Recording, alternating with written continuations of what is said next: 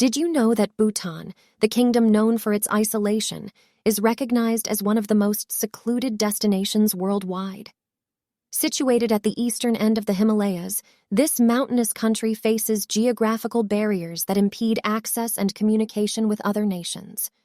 However, Bhutan willingly chooses to isolate itself in order to preserve its culture and independence. Unlike many other countries, Bhutan showcases a remarkable scarcity of modern influences, making it a rare gem. The Bhutanese government started allowing limited entry of foreigners into the country in 1974, but even today, only a handful of countries maintain diplomatic relations with Bhutan. This exceptional situation has helped Bhutan maintain its authentic traditions, customs, architectural heritage, and ancestral society. Join me as I reveal more fascinating facts about this truly extraordinary country. For Bhutan is a place like no other that will undoubtedly leave a lasting impression on you. Bhutan is a tiny and remote kingdom nestling in the Himalayas between its powerful neighbors, India and China. Almost completely cut off for centuries, it has tried to let in some aspects of the outside world while fiercely guarding its ancient traditions. The Bhutanese name for Bhutan, Druk Yul, means land of the thunder dragon, and it only began to open up to outsiders in the 1970s. The Wangchuck hereditary monarchy has wielded power since 1907, but Bhutan became a two-party parliamentary democracy after elections in March 2008. Kingdom of Bhutan. Facts. Capital, Thimphu area, 38,394 sqkm population. 777,400 language. Dzongkha life expectancy, 68 years. Men, 71 years. Women, leaders. Head of state, King Jigme Khesar Namgyel Wangchuck. Jigme Khesar Namgyel Wangchuck succeeded his father, Jigme Singye Wangchuck, in December 2006 after the former monarch announced his abdication. His predecessor had already given up some of his absolute powers in 1998 and ruled in conjunction with the government, an assembly and a royal advisory council. 1. In Bhutan, success is not quantified by the gross domestic product, but by the measure of happiness. The focus lies on gross national happiness, a concept rooted in the belief that a country's true wealth is not derived from monetary riches or material possessions, but from the well-being and contentment of its people. This holistic approach is evaluated through four essential pillars: sustainable socioeconomic development, environmental conservation, preservation of culture, and good governance. Notably, Bhutan even has a Minister of Happiness, whose role is to promote and enhance the well-being of the population.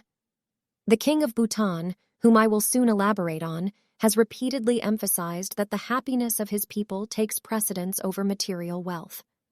Consequently, Bhutan stands apart from the tenets of capitalism, placing less emphasis on material affluence.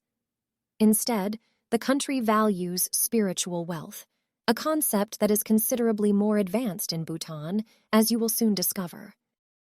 2. Bhutan is one of the smallest countries in the world, with 14,692 square miles and a population of about 800,000 people. The Bhutanese have a strong connection with nature, a developed spirituality, and place great importance on the care of health and the environment. It's the first country to be carbon negative, meaning it absorbs more carbon dioxide than it emits. Also, it is the only country in the world where the sale and production of tobacco is prohibited, a measure that seeks to protect the health of its citizens and promote a healthier lifestyle. 3. Bhutan has been isolated until not long ago. It began to open up to the world from the 1960s during the reign of the third king of Bhutan, Jigme Dorji Wangchuck, when the country initiated a modernization process to improve the quality of life of its population and develop diplomatic relations with other countries. Although initially the restrictions were very strict in 1974, Bhutan allowed the entry of a limited number of foreign tourists. This restrictive tourism policy is called high-value, low-impact tourism, which aims to protect the environment, culture, and traditions of Bhutan, while generating income to finance development and improve the lives of its citizens. In addition, Bhutan established diplomatic relations with countries like India in 1949 and joined international organizations like the United Nations in 1971, which also contributed to opening the country to the world. There is internet in the country, which inevitably has an influence on the population, especially on the younger generations. However, Bhutan remains relatively isolated and distanced from other countries, a fact that is reflected in that it currently only has embassies or consulates in Australia, Thailand, Belgium, Bangladesh, Kuwait, India, Switzerland, and the United States. They have maintained a policy of neutrality in international affairs, avoiding involvement in conflicts and political alliances. 4. The Portuguese Jesuits Esteval Casella and João Cabral were the first Europeans to reach Bhutan in 1627 when they traveled through Tibet and entered Bhutan via the Zhongri Pass while searching for a route to India. These missionaries met with the region's Leaderung Namgyal and remained in Bhutan for several months before continuing their journey to India in the 18th and 19th centuries. There were some interactions between Bhutan and Europeans, especially with the British, who at that time governed India in 1774. The British George Bogle was sent to Bhutan as an envoy from the East India Company. To establish formal relations, he did not succeed, but left detailed records of his journey and his encounters with the Bhutanese Five. Mass media arrived in Bhutan quite late. Compared to most countries in the world, it was in 1999, when the government finally allowed television and internet access, which was done as part of an effort to modernize the country and improve the quality of life of its population. Similarly, it was the last country to introduce the radio in 1988. Despite this openness, the government has maintained some control over content promoting educational and cultural programs instead of purely commercial or entertainment content. 6. Due to this isolation from the world, the Bhutanese did not know that the marijuana plant can be consumed until the radio and television arrived before they discovered it. The locals collected it and prepared it to give to pigs. Currently, it is illegal and can carry up to 5 years in prison. 7. Until 1961, it had no paved roads, and the only way to travel was on foot or horseback today. The most common forms of transportation are private vehicles, taxis, and buses. The latter connect the main cities for air transport. There are 4 airports throughout the country. Although flights are limited in more remote areas due to the mountainous geography and lack of infrastructure, there are 3 main options: walking, horse riding, and riding yaks. Although yaks are used more as pack animals, also it is one of the few countries where there are no trains or railways. 8. The modern postal service in Bhutan was established in 1962. Before, there was a rudimentary messaging system through foot messengers who carried important messages and packages between the districts and towns of the country. With the arrival of the modern postal service, postal stamps and post offices were implemented in different parts of the country, thus improving communication and the exchange of goods and services. 9. Paro International Airport is Bhutan's only international airport. The main gateway to the country for most tourists, it is known for being one of the most difficult and dangerous airports in the world for landing and taking off due to the complicated geographical conditions. Being at an altitude of 733 feet on descent, the pilot has to zigzag between mountains, sometimes rectify trajectories and land quickly on a runway of only 3,937 feet. Landings can only be made during the day, and if there are clouds or other adverse weather conditions, the flight can be diverted. Moreover, it is done manually following procedures that have been designed by experienced pilots. Only a few pilots worldwide are qualified to land at this airport. The 2 national airlines, Druk Air and Bhutan Airlines, operate flights to and from destinations such as India, Nepal, Bangladesh, Thailand, and Singapore. 10. The kings of Bhutan have ruled since the creation of the monarchy in 1907, when Sir Ugyen Wangchuck was crowned as the first Dragon King. Since then, the monarchy has passed through 5 generations of the same family. The current king is also known as Duruk Galpo, crowned in 2008. Following the abdication of his father, King Higme Singye Wangchuk Druk Yalpo is known for his charisma and closeness to his people. He studied at prestigious universities in the United Kingdom and the United States, which has allowed him to balance tradition and modernity in his style of governance. His wife is the Dragon Queen Consort of Bhutan. She is famous for her beauty, elegance, interest in art, painting, and basketball. She was born in 1990, and when she married the king in October 2011 at 21, she became the youngest queen consort in the world. Hatsun Pema is not of royal birth, but she comes from a distinguished family. She studied in India, and the United Kingdom. She and the king are parents to 2 sons, Crown Prince and Prince Ugyen Wangchuk. 11. In 2008, the constitution was approved, and Bhutan transitioned from being an absolute monarchy to a constitutional monarchy based on Buddhist philosophy, human rights, and other modern constitutions. Although the king's powers have been limited, he remains a significant figure in Bhutan. He is the head of state, playing a key role in the formation of the government and legislation. He also plays an important role in promoting the welfare and unity of the Bhutanese people. However, he does not have absolute powers and must act in accordance with the laws and regulations set forth by the Constitution. 12. In Bhutan is one of the wonders built by humankind, the Tiger's Nest Monastery, located on a cliff in the Paro Valley, 11,483 feet above sea level. It is one of the most sacred and venerated places in Bhutan, one of the most visited destinations by Bhutanese pilgrims and travelers.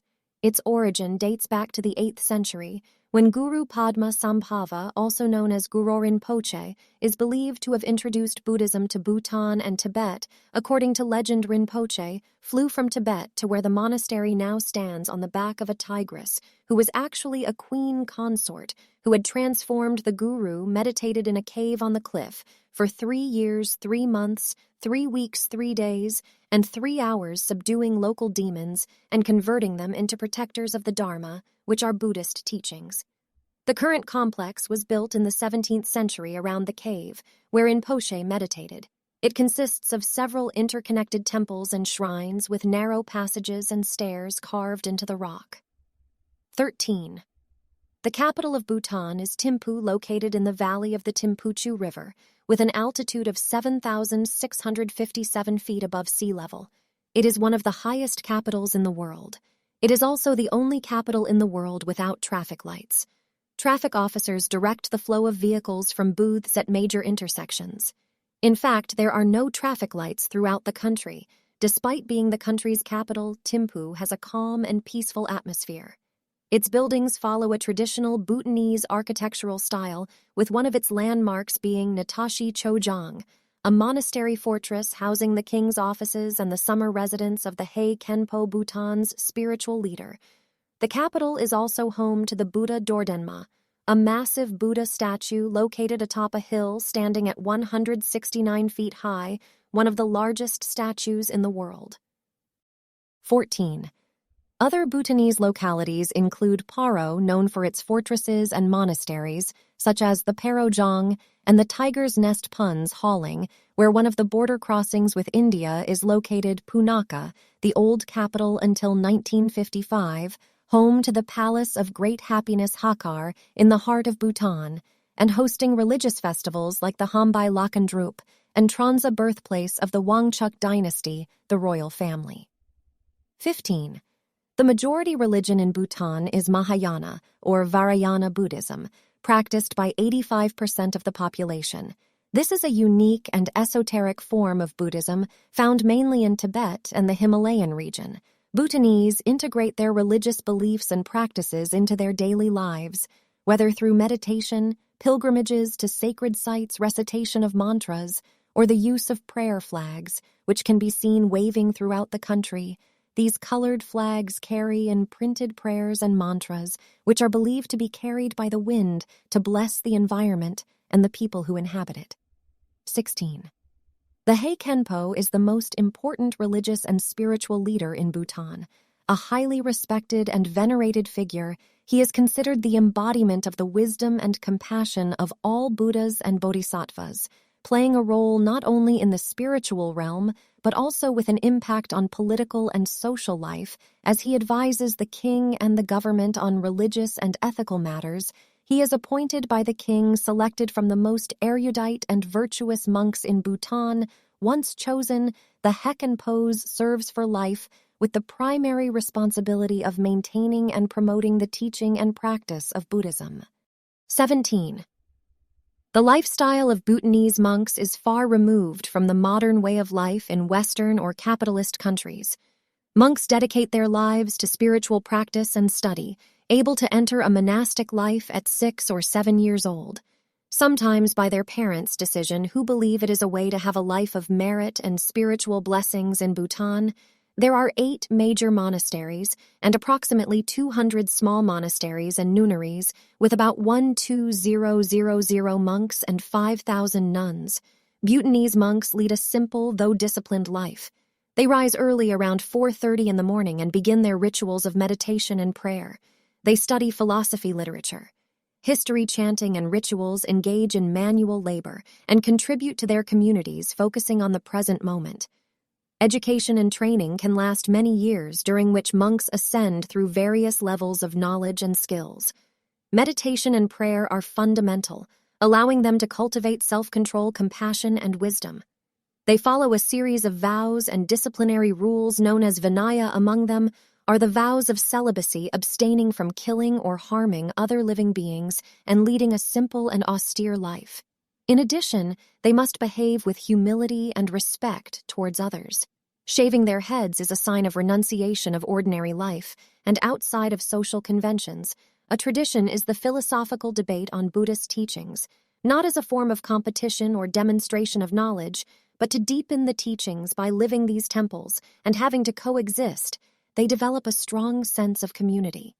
These monks also serve as spiritual guides to other people in the communities, providing them with support and advice for their lives. 18. The official language of Bhutan is Dzongkha. Although there are about 20 languages in total and various dialects spoken throughout the territory. Hello is Kuzu Zangpal. How are you, Isui? And thank you is Kadrin Chen for a more polite and formal way. Allah is added at the end of words or expressions. 19. In Bhutan, respect for animals is deeply rooted in the culture and religious beliefs of Buddhism, which emphasizes compassion towards all living beings. The killing of animals for human consumption is prohibited, including slaughterhouses. And if one wants to eat meat, it must be imported from neighboring countries like India as Buddhists.